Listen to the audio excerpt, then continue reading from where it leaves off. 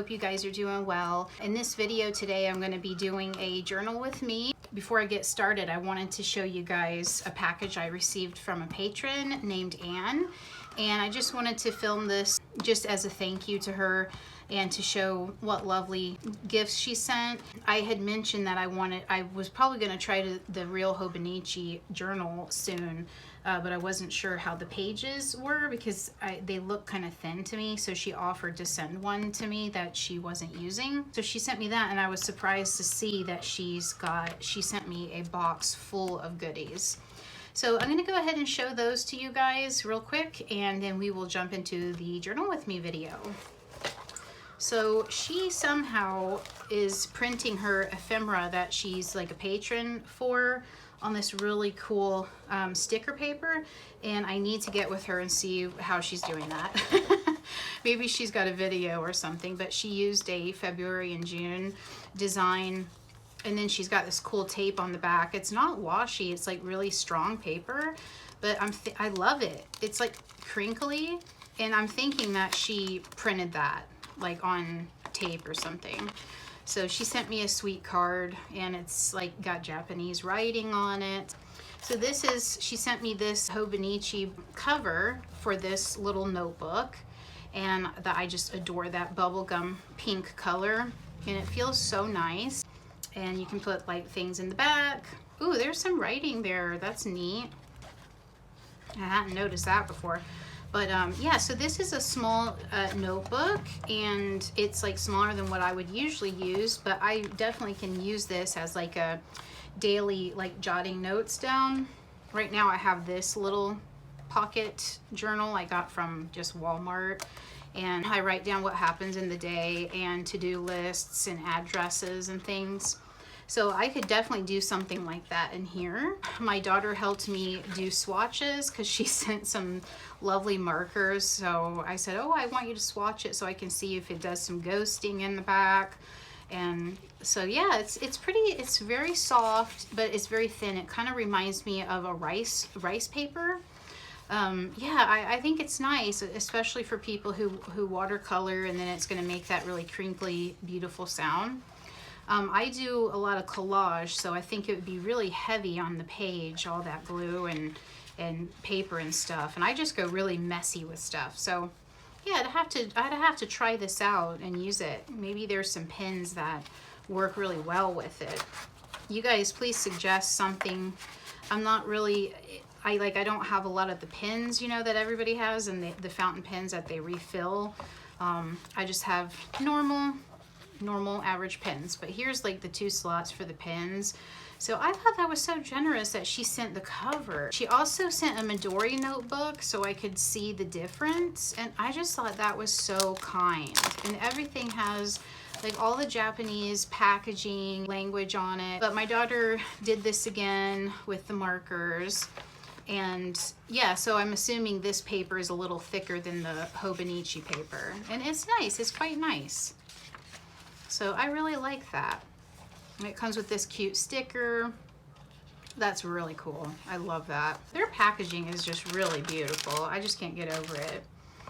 And then she sent me this other adorable notebook made in Japan. And it's got dot grid paper in it. And the paper is pretty thick, pretty nice and soft and buttery. So that's beautiful. She said I could also deconstruct these notebooks. So I kind of like making my own notebooks. Maybe I could even just get a Fauxbonichi like cover, like a cute cover, and kind of be like a poser, like, oh yeah, I use a Fauxbonichi, but like make my own, because I really do like my 60-pound paper. But yeah, I could pull some of these pages out and put it in like a new journal. So yeah, that was super sweet. And then I wasn't expecting this. I couldn't believe it. I was like, what are you doing, girl? She sent me some zig markers, some fine liners, and I was like, what? I mean, this is just too generous. I don't know what got into her, but oh my goodness, you know, that's just so kind. And I just can't get over it. She sent midliners too, and these are just the sweetest colors ever. I just love those so much. And I have been using these to put swatches of color. Like, you know how some people do the watercolor? I use the markers. She got me this pack of Japanese brush markers, and I've already played with them and made a drawing in my journal, and my daughter swatched them out for me. And I really like them. They have like bristles at the end, like it's a real brush, like a real paintbrush. And if I scribble really fast with it, it gives like this scratchy effect, and I really love that texture. I thought that was so sweet and generous. I don't know what got into her with this. So Anne, I wanted to give you a big, you know, warm thank you from the bottom of my heart. And this is just saving me so much time and pain and, you know, anguish and money doing this, because now I'm kind of getting an idea that I would like to continue to make my own journals, but I still want to use this and see what's possible in here. I am just so grateful to her. And I've never seen a Midori in person or held one or seen the paper, so this is very kind. Thank you, Anne. Thank you so much, and you're just the best. So, hey again, it's me, VoiceOver Jen, and I'm just giving you a little peek of the first Valentine's Day spread that I created a couple days ago. I'm making 2 spreads, and that Tuesday is from my printables, as well as that piece of peanut butter bread, the heart, and the cup and the little moon guy there. I actually drew a picture of my husband and I with some of the markers that Anne sent me just to test them out. And so I'm going to start on this spread, and I needed to extend the Valentine's Day spread so that I could include more ephemera and just make this about my kids and not really my husband and I. So I'm starting off like I usually do and putting some kind of collage textured paper or some scrap paper in the background. And I picked out, I think that's a cherry blossom tree. I'm also pulling out this really yummy transparent kind of vellum paper with patterns on it. And I love pink and orange so much, and it reminds me of those sherbet ice cream tubs they had when we were kids that had all those really pretty colors in them. And here I pulled out some pink tissue paper, and I'm just adding that. I have to use a glue stick with tissue paper. My Fabri-Tac won't really make all of it adhere to the paper. But yeah, I just love mixing things up and using lots of different textures and colors. Yeah, just put it all in there. Be a maximalist. There are no rules to journaling.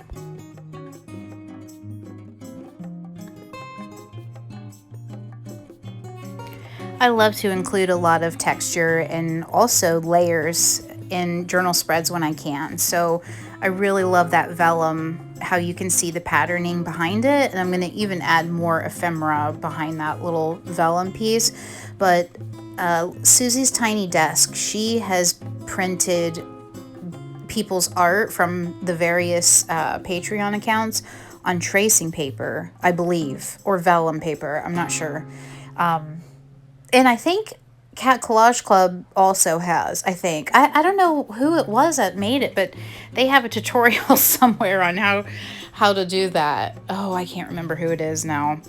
But yeah, I think a lot of people have made videos on that for YouTube, how to print on tracing paper, especially folks that are into like the vintage junk journaling aesthetic. So yeah, I'm going to give that a try at some point and try to put some ephemera on, or not like ephemera, but some art on some transparent type papers. As always, I'm using Fabri-Tac.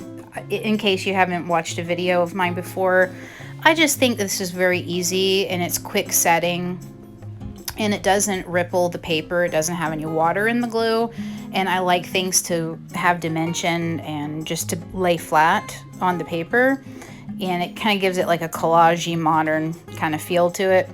So that's why I use it, and it's so quick to stick down to things. So yeah, I'm just kind of setting up a background, and you know, as long as the colors are similar and complementary to each other, don't worry, you know, about the first things that you put down, like the background. because you're going to keep doing layers and layers, and then you're going to put little things on the very top layer that's going to finish, you know, the whole spread and put everything together. So if you are in doubt through your journal spread that, oh, these things aren't looking good or the placement isn't balanced yet, you can do so many things further along the process that makes them balanced. I kind of played with this envelope and this vintage fold-a-note.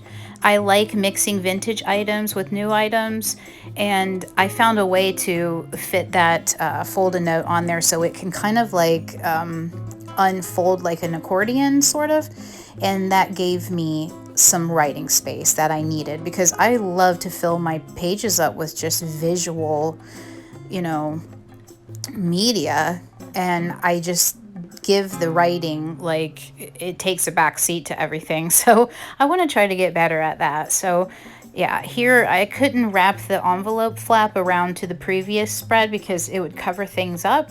So I just glued the flap to the spread that I'm working on. And again, I use that Fabri-Tac because it's super fast. Something like that, I don't think a glue stick would be that great at holding that envelope and fold-a-note because it's rather heavy. I think a Yoo-hoo stick would probably work better. That's a stronger glue. Let me know, guys, if you've ever tried, like, what's your favorite glue that you use? There's all kinds of different ones. There's like Yes Paste. I think that's specifically for collage artists. And I guess you could use matte medium as well to glue on heavy things onto a page. So yeah, you guys let me know what your favorite glue is that you use. These little people, these heart human things, these humanoids, are from Susie's Tiny Desk. I love her.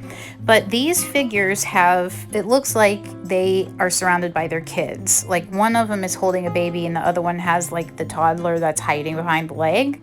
So that reminded me of family, and this is what this spread is about. It's about my daughters, my kids, my other loves of my life. So I knew right away that I wanted to include her artwork on this section. So yeah, I'm just still trying to fit things in, and that lovely heart there, I don't know what she used, and it was a very beautiful paper. It was very nice paper, almost like linen paper. But Lydia from February and June, she created that rainbow, and I don't know if she used markers or watercolor. So I do find a place for that later, but I pulled those. I knew I wanted to use all of these elements. So I kind of, my process is I go through all of my containers of things, and I just pull out what I think will work and what I want to include, what do I want to communicate in the spread. And I try to then like start to put together like a color idea, like a palette. So that rabbit is a vintage Valentine, and he's got a blue blouse on, and then that Uno card, it has that blue on it, and I've wanted to use that card for so long. I've had it forever. And so I thought, okay, well, I'll do, you know, pink Valentine's Day type stuff with the blue, and just try to repeat that motif throughout. In this section, I kind of figure out how I'm going to lay out things with that rainbow. I pulled another vintage piece that I've cut out. Is this really adorable elephant. She's got a pink tutu and red shoes, and I just thought that looked adorable. So this is how I'm going to paste these on. And that orange, empty orange ticket is from Susie's Tiny Desk as well. And I have some really cool tickets in my Patreon as well. I have like bus tickets that you can actually ride on, and like airline tickets and like boarding passes and things like that if you're interested.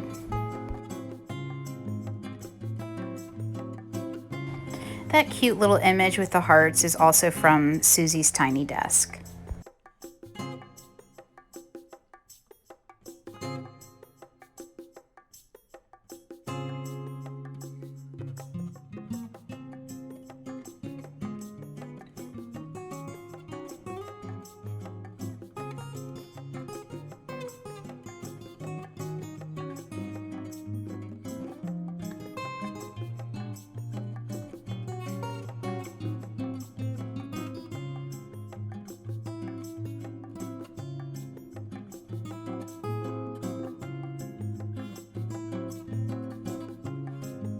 And this is a sweet little Valentine's Day card that my daughter made, and that's part of the reason I wanted to have that envelope so I could tuck it in there. Sometimes I've used the kids' art as a background for the entire spread, but for this one I just really wanted to do a lot of different things, and I didn't want to cover up her artwork, and I'm trying to get rid of a lot of my not trying to get rid of it, but like use everything. So use everyone's art, use all of the ephemera I have, and just let go.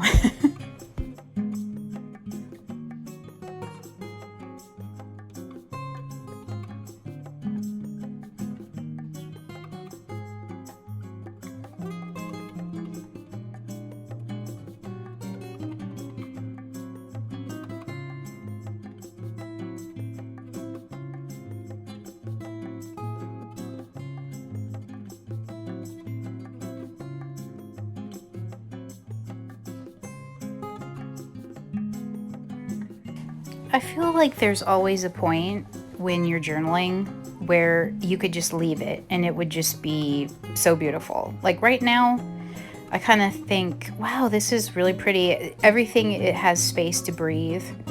And yeah, it's just like contrasts pretty good with the silver and white against like the pink and green. But yeah, this is that point, but of course I can't let go. I got to keep adding and keep adding. So you guys let me know if you're like that.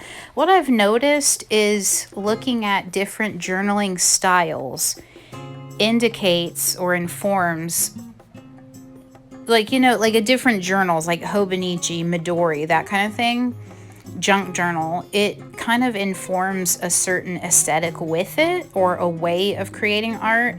And what I found was like people who journal in Hobonichis, it kind of looks similar. There's like a similar style. There's like a watercolor layer, and there's some art from, you know, various artists, you know, that have like Patreon accounts or stickers even, you know, from Etsy. And the Midori creative journals seem like they're very aesthetic, and there's a lot of empty space around the edges of the paper, and it's just very restrained. Okay, I hope that makes sense. But not talking about like travelers like real travelers journals where people travel and they, you know, write and put scraps in their journal. And I'm not talking about bullet journal where people make different layouts and designs to track things, but I'm talking about a Midori creative journal. And so yeah, they kind of have different styles. I don't know what mine is. You guys let me know what you think of the mine is. I'm just calling it creative journaling. I don't know. I don't know what else to call it. But if there's something else I should call this style of just everything but the kitchen sink, let me know.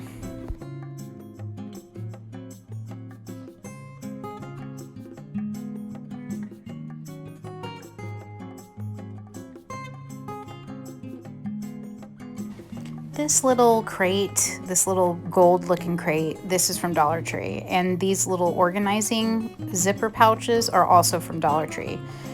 I got these probably a couple weeks ago, maybe 3 weeks ago. So I hope you can find them if you want. Yeah, so that's how I'm organizing my Patreon printouts. I cut them out when I can. And I also have a bag dedicated for my stickers. This is an old sticker sheet I got from Cat Collage Club, and these are so pretty in a journal. I'm not sure if she's still selling stickers on Etsy, but that's where I originally got those.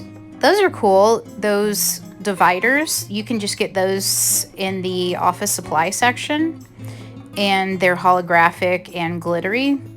So I thought that would be cool to give some, you know, shine. I like to do shiny, you know, at the end of the spread.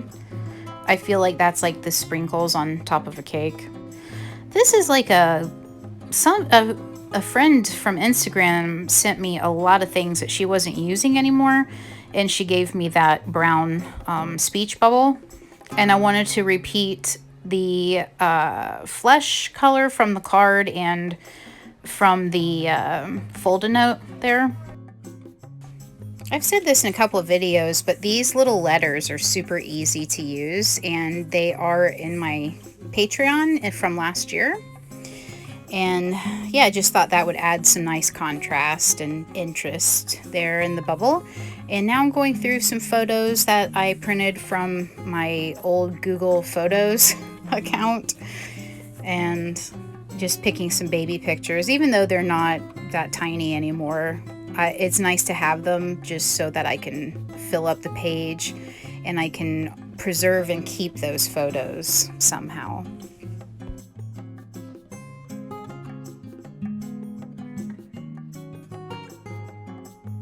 I decided to rip that piece of vellum because I just needed more layering, I guess, and so I think that stands out a little more, and I just took the leftover chunk and tried to put it somewhere else on the spread.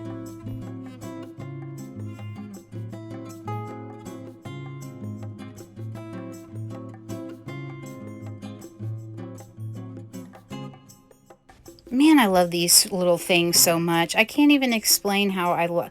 See how my scrapbook paper actually resisted some of the tempera paint marker things. They're called different things at different stores. They're like children's paint stick things. But because those little squigglies are holographic, it resisted the tempera paint stick. So I thought that was so super cool. These things are so versatile when you just need that extra oomph, you know, and you want something quick and fast. They come in really cute colors and they dry pretty quick, and they don't smudge either, which is an awesome thing for me.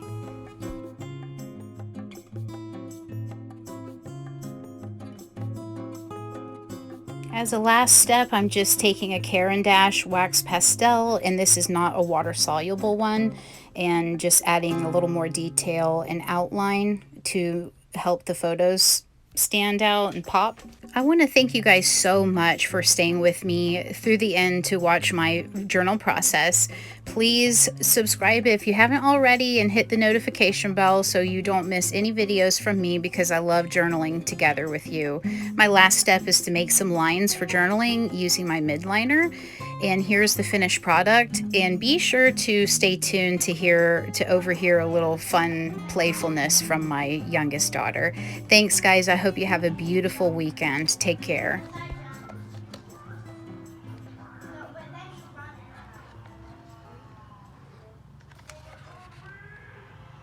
It's an odd usage of that spell.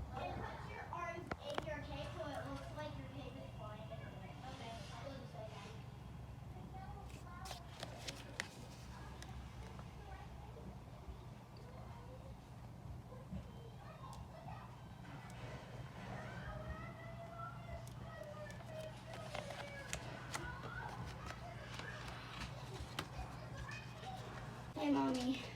Hi. As you can see, I'm using a cape. Want to know a fact about capes? What? If you're running, you should put your arms right here, you know, so it looks like your cape is flying in the wind. True. See? That's a good tip.